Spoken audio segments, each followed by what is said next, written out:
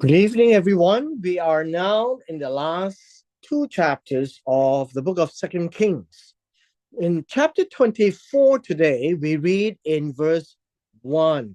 It is important for us to realize that we are now after Josiah. After Josiah, yesterday we had read that Josiah had uh, a son that was initially assigned his role as a king, but that was not accepted. And Pharaoh Necho had taken him to Egypt. And in place, we find that we have Jehoiakim, and this would be Eliakim, the son of Josiah. So let me just draw us the table here.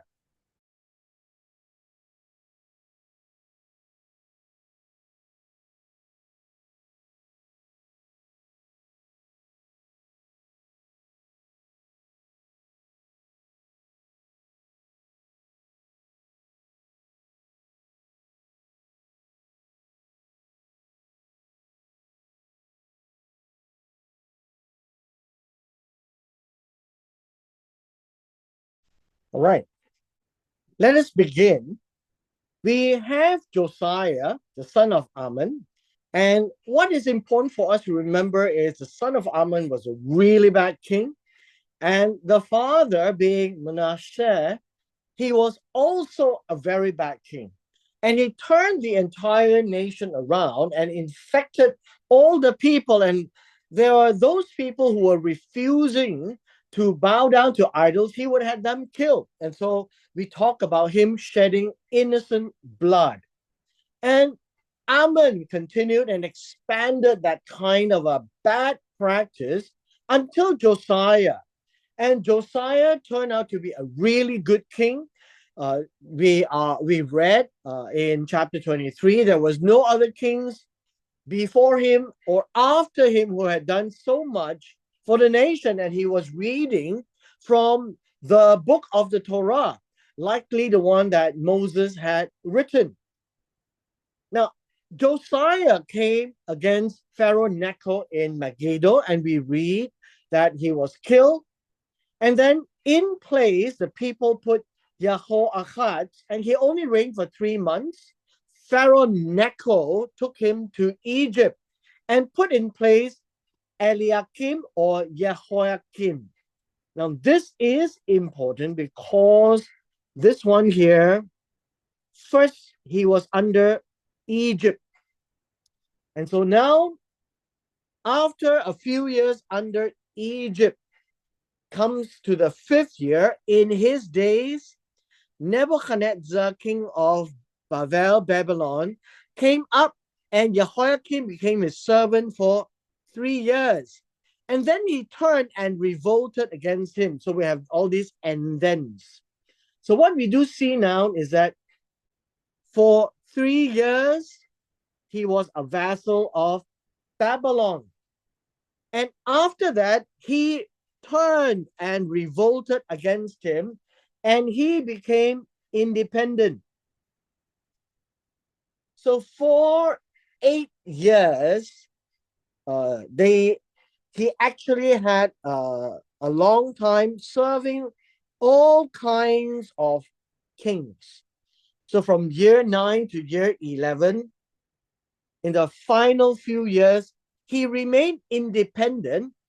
And although he remained independent, he was troubled by other people. And so now we read in verse 2. It begins in verse 2, and then. What is this and then? And then means this period of time. This final period of time, God sent against him bands of Chaldeans from Babylon, bands of Arameans from Syria, bands of Moab, the Moabites, bands of Ammonites. These are all his neighbors, basically, and his neighbor's neighbor. What we're trying to say now is that these are bands, although they are called bands, they are, you call them, they will come in to rob, steal, and create trouble. These are the bands. That's why you call them bandits in the English. So there are bands of people that comes in and creates problem. God sent them against Judah with the intent to cause Judah to be destroyed or cause Judah to perish, cause Judah to be punished in accordance with the word of the Lord, which he had spoken through his servants, the prophet. At this point in time, I'd like to point you to Jeremiah and chapter 25.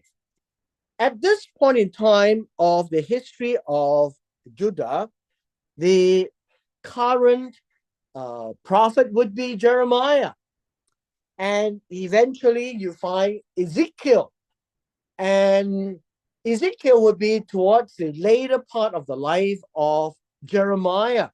Ezekiel is sent to Babylon. Jeremiah remains in the land. At the same time, we read of Daniel being taken to Babylon. And so we are at the cusp of the final days of the period of the kings of Judah. And the prophets who have been prophesying at this point in time will be Jeremiah. We read in verse 3 onwards. Verse 3. Indeed, it came upon Judah at the order of God to remove from his sight, due to the sins of Manasseh, according to everything he had done. Remember, I said Manasseh was the worst of the kings that turned the people against God. And then it says, and also because of the innocent blood which he had shed, for he filled Jerusalem with innocent blood, and the Lord was unwilling to forgive. Now, this is important for us to pay attention. Innocent blood is when those who did not want to serve idols, they were forced by Manasseh to do that, and those who resisted were killed. And so these are called innocent blood. God has always given the rule that human life made in the image of God after his likeness is sacred. And it is very important in the justice system of God that an innocent doesn't die for the wrong reasons, to be very careful in the course of punishing. And in this case, Manasseh was willing to shed innocent blood. These are the people who refused to serve pagan idols, and Manasseh forced them, or else they died.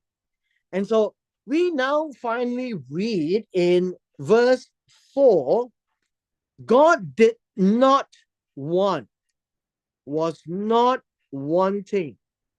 This is the kind of sins that God sees as very important, because innocent blood cannot be shed. Now, who are innocent people that God talks about? One, obviously, those who have not arrived at the age of accountability. When they left Egypt, those 20 and below were the ones that God considered innocent. The children are innocent. And here, the ones who refuse to bow down to idols are also innocent. And because of that, he had changed the entire landscape of the land of Judah. And people secretly served idols. Publicly, Manasseh tried to change things towards the end of his life. Amon, his son, turned around and tilted back on its head and made it even worse, expanding it to all kinds of gods, including the lights in the sky. We read verse 5. It says, the rest of the acts of Jehoiakim and all that he did, are they not written in the book of the Chronicles of the kings of Judah? We don't have the book, but we have something called Chronicles that were written at the time of Ezra, after the return. Remember, in Jeremiah chapter 25, it was already prophesied that if they were to go to Babylon, it will be for 70 years. Verse 6, and then Jehoiakim laid down with his fathers, he died, and his son Jehoiakim became king in his place. And so we add to this chart, we have Jehoiakim. The difference between an N and an N, right? That's all. Verse 7. In verse 7, we begin to read about the king of Egypt. Remember, at this point in time, the king of Egypt was very strong. He put Jehoiakim in place, made Jehoiakim a vassal state of the kingdom of Egypt, took Jehoiachin, his brother, and captured him and imprisoned him in Egypt after Josiah. And so now we read in verse 7, and the king of Egypt did not come out of his land again. Why? The king of Egypt feels that he is no longer strong. He has fought with the king of Assyria in the battle of Carchemish. And by this time, we see something quite interesting. By this time, here, Babylon is now extremely strong. The king of Babylon had taken everything that belonged to the king of Egypt, from the brook of Egypt to the river Euphrates. What it's trying to communicate is all the lands that were outside of Egypt, they were taken by Babylon, and that would be Nebuchadnezzar. Nebuchadnezzar became very strong right about here, when he came and took Jehoiakim and the land of Judah as his vassal state. Babylon became strong after Egypt defeated Assyria. And then thereafter, shortly thereafter, Babylon became strong and defeated the king of Assyria. And thereby the kingdom of Babylon rose to its power. And as the kingdom of Babylon rose to its power, it took over the lands that were conquered by the king of Egypt. And as such, the king of Egypt stayed back in Egypt, knowing the kingdom of Babylon was extremely, extremely strong. We continue in verse 8. Jehoiakim was 18 years old when he became king, and he reigned only for 3 months in Jerusalem. And his mother's name was Nehushta, the daughter of Elnathan of Jerusalem. Now remember, Jehoiakim is the son of Jehoiakim, and he only ruled for 3 months. Even in 3 months, just like Jehoiachin, this chap over here, he did evil. And now when we read verse 9, this chap here in 3 months also did evil. Verse 9, and then he did evil in the eyes of God, in accordance with all that his father had done. His father being Jehoiakim. So what we are seeing now is this.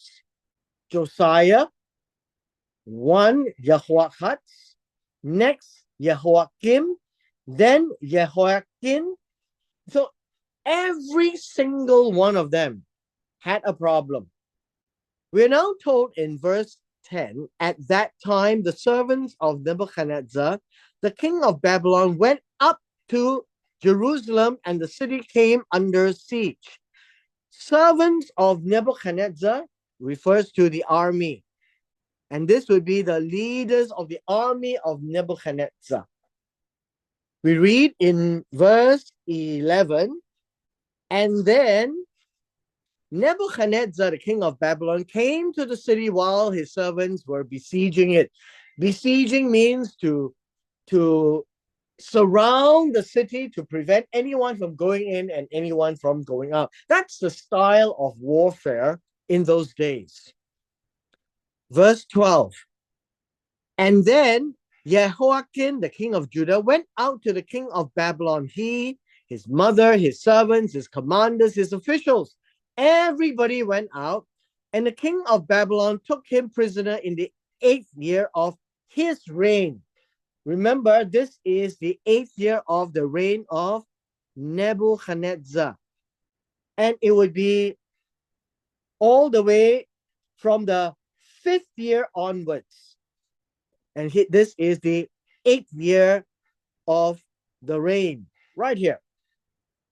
For 3 months, Nebuchadnezzar came and laid siege and captured everyone, the king, the king's mother, the armies, the commanders, his officials. Everybody was taken to Babylon.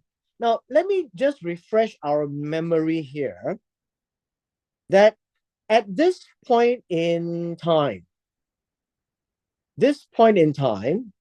the first one being Babylon, coming for the first siege, this would be the second siege in the time of Jehoiakim, the son of Jehoiakim. So what happened here is this. Nebuchadnezzar did the unthinkable. The unthinkable is this. He also brought out from there all the treasures of the house of the Lord, which is the temple, and the treasures of the king's house from the treasury. He smashed all the gold articles that Solomon of Israel had made in the temple of the Lord, just as God had said. So this idea of smashing is a very violent act. Please note that this English word called smash needs a little bit of an explanation. All the articles of gold was actually what we call cut off. Now, this word cut off is not your English word to smash into pieces. So I would like us to understand this is katsats. Katsats literally means to put an end to its use, not cut off the articles of gold. This literally means that he would have stripped bare. So let me just put it here. Stripped the temple bare. He would have ended the use. Now, the reason why he had ended the use of it is because he had taken them all away. And so this word is not smashed. Nebuchadnezzar actually brought them to Babylon. He did not desecrate by breaking it all apart. And so the English word sometimes gives us a little bit of a problem. Verse 14. Verse 14 then tells us that they were all exiled. They were led into exile. Now, this word exile literally means to make them bare, right? Make them bare. Now, this is a very strange word to actually use, but this is the typical word that's used to take them into exile. The base meaning of this word literally means to take them into captivity. Uh, and I guess you can say that it takes them prisoner. I think that would be a good way, as prisoner to Babylon. But it is also the idea of being making someone naked. Now let me explain. In the good old days when they capture people, they would strip them bare and lead them to the destination for one simple reason: they will not be able to run away. And when they are brought to Babylon, they are all in exile. They can't go home. And so all the people of Jerusalem and all the commanders and all the heroes, 10,000 exiles, all the craftsmen, all the smiths, the one that can really do work, none were left except the poorest people of the land. Now, this word poor people literally means those who are sick, those who are the ones begging, the ones that is barely surviving. And that's the word poorest. Now, what is the intent? The king of Babylon has a habit of taking the best of the land to Babylon to serve, just like Daniel. Verse 15. And so he led Jehoiakim into exile as a prisoner to Babylon. Also, the king's mother, the king's wives, his officials, the leading men of the land, he led into exile from Jerusalem to Babylon. When Jerusalem fell, all the men left. All the valiant men, 7,000, the craftsmen, the smiths, 1,000 of them, all strong, fit for war. These two, the king of Babylon, brought into exile to Babylon because they can be used. They can be put to good use by the king of Babylon. We read in verse 17, it begins with and then. And then the king of Babylon, he made his uncle Matanya the king in his place, and he changed his name to Zedekiah. The name here is Zidkiyahu, if you want to know in the Hebrew, but Zedekiah is good. We've been so used to it. So we have now, after Jehoiakim, it was Matanya or Zedekiah. We continue reading. Verse 18, Zedekiah was 21 years old when he became king, and he reigned for 11 years in Jerusalem. His mother's name was Hamutal, the daughter of Jeremiah of Libnah. So who is this? Zedekiah is the brother of Jehoahaz, who is also the son of Josiah. And so you can say that these are blood brothers from the same mother. And he reigned for 11 years.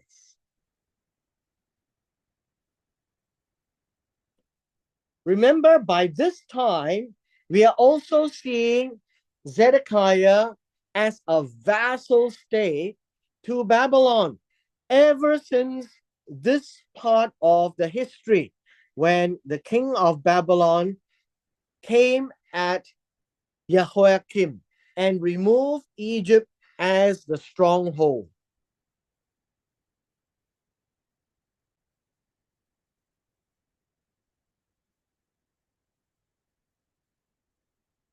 We now come to our final two verses. Very common expressions that we read nowadays. Verse 19, he, that would be Zedekiah, did evil in the eyes of God, and God can see it in accordance to everything that Jehoiakim had done, which tells us that all of these were really bad. All four generations after Josiah nobody turned out to be good. In fact, it is testing God's patience that all of them carried out the works of Manasseh. And because he carried out the works of Manasseh, that all of them are really the works of idolatry. And so, starting from Manasseh and then affecting Ammon, and Josiah turned out to be really good. So, Josiah was the last of the good kings. That's why it says before Josiah, there was no such king who cleaned up the entire place. And after him, there was no such king, because the kings here of Jehoahaz, Jehoiakim, Jehoiakim, Zedekiah, all of them fell short with the works of Manasseh and Ammon. Although Josiah had tried to clean up the place, which he did very well, it has already been ingrained in the people that they are already doing what we call secret religion, where they would not do it up front in front of everybody, because the king of Judah was very pro Jehovah, that he has removed all and cleaned up the temple. And the people are coming together and they are celebrating the feast. But there were many, those who came down from the northern kingdom to stay in Judah, those in the land of Judah, they were all affected and they all went underground. And so when Jehoahaz came about, they all surfaced again.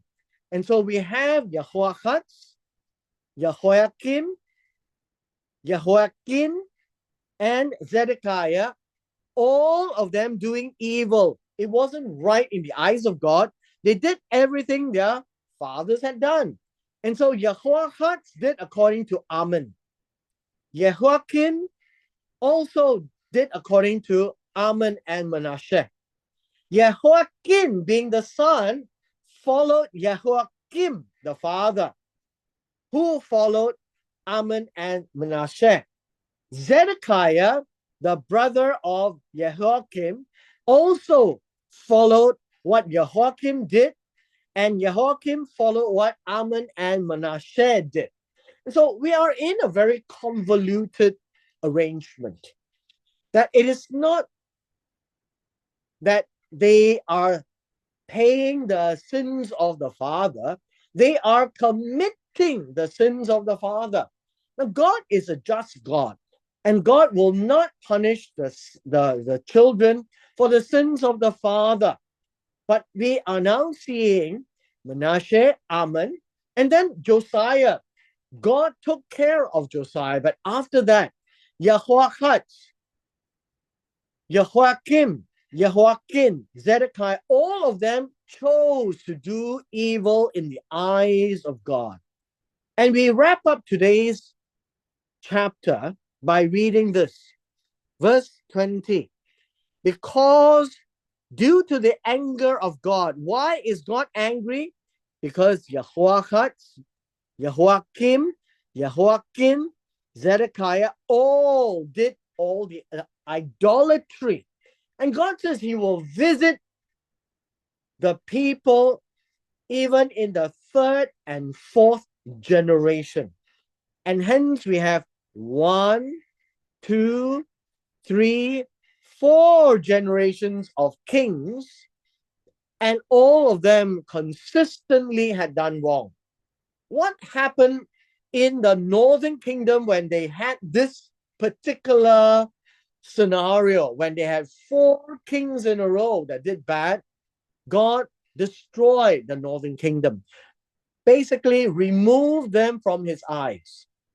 And now God says, due to the anger of God in the south, that it happened in Jerusalem and Judah, that God is going to cast them out. Now, this word cast them out is fling them, send away. This word cast is a very intensive word, is to throw away like rubbish. You don't want them anymore. So they are going to be cast away out of the sight of God, which we read yesterday. And Zedekiah revolted against the king of Babylon. And so what happened is, in that 11 years, when Zedekiah revolted against the king of Babylon, that would signal the end. And we would leave that for chapter 25, which is the last chapter. And with this, we come to the end of our session today, and we will resume next week on Monday for a wrap up of Second Kings and in chapter 25.